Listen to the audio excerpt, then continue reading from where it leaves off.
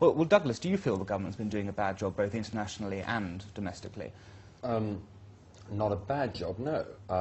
There are certainly quibbles to be made, and one of the good things, as far as I can see about this report, is that it's not by any means a wholesale sort of attack on government policy, and I think the Conservative Party actually ought to be congratulated for being relatively non-partisan the way it's approached this. I mean, it seems to sort of acknowledge where the government has got things right and acknowledges where it hasn't. So I think it's more constructive than I was perhaps anticipating it would be. But, and where would you quibble with the government's then approach? Domestically. Do you share categorisation of appeasement, for example? To an extent, yes. Look, I mean, one of the things which this report notes, which is a genuine improvement and quite a milestone for this country anyway, is making it very clear that you shouldn't be treating, in particular, Muslim communities within Britain purely as a religious group. This is a very important thing which the government has so far in this country got wrong. The Labour government's got fantastically wrong. We're approaching people through the mosque, approaching people through their alleged religious leaders, who don't represent a significant swathe of Muslims in this country. And the government, by treating them purely as a religious group and treating them only as a group which have religious leaders, has made a great mistake here and actually, I think, encouraged extremism or encouraged fundamentalism.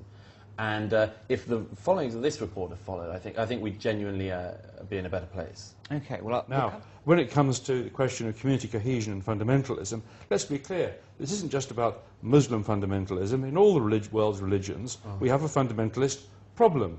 We have, in America, a big problem of religious fundamentalism. We have American generals telling their troops to go off and do God's work. One case where that happened. Well, I didn't interrupt you. Let me just wrap up. We have American celebrity authors, not ostracized or criticized by politics, like Ann Coulter, who write about conquering the Islamic world and converting them to Christians. And we find ourselves in the idiotic situation where the coalition is allowing groups of Korean Christians to go about trying to do God's work in the heart of Afghanistan. Now, what more idiotic policy can you pursue? A, if you want to have people who aren't going to get themselves kidnapped, which would seem to be a daft thing in the first place, and secondly, to try to convince people you're not about to carry out a crusade when you're sending Christian missionaries into the heart of their country. I can see you're seething. Yes, go on. Look, first of all, let's get it straight. Ann Coulter doesn't speak for anyone in the American government or anyone in the American administration. I didn't say she did. I said that she's lauded on the circular, not disavowed. No. Look, she is disavowed. You will not find members of the administration who will back what Ann Coulter is saying. And there's a good reason, which is they recognise that she is a popular crackpot. That does not mean she speaks to the American administration, or indeed for the American people. She's a popular fool. Look, it is not official government policy in America or in Britain to send waves of Korean missionaries into Afghanistan. It is something that has happened, but is not policy of the US government. It is not the policy of the US government to evangelize in Afghanistan or Iraq. We'd know if it were.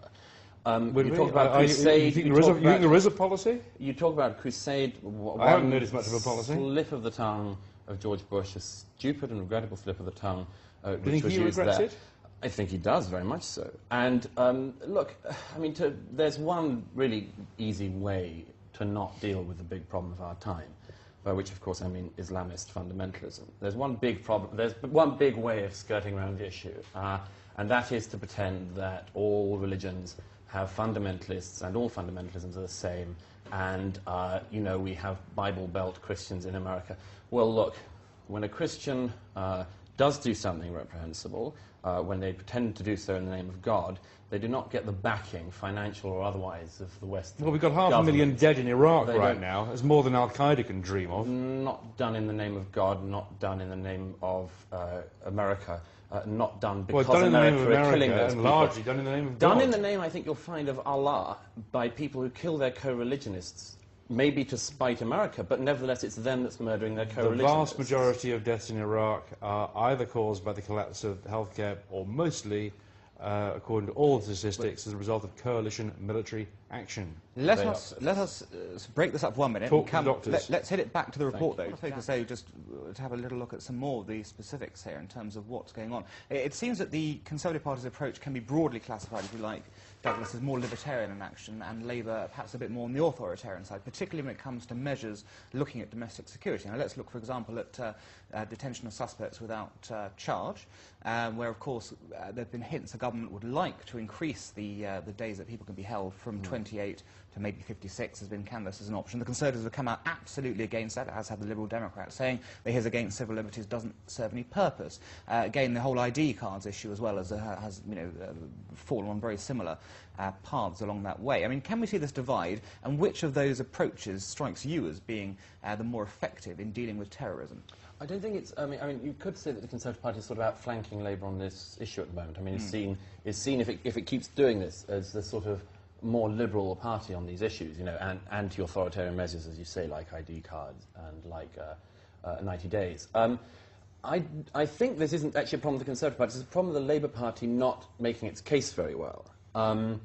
The Labour government, if it does want to extend the periods of detention without trial, really does have to make a much better case for why it's needed.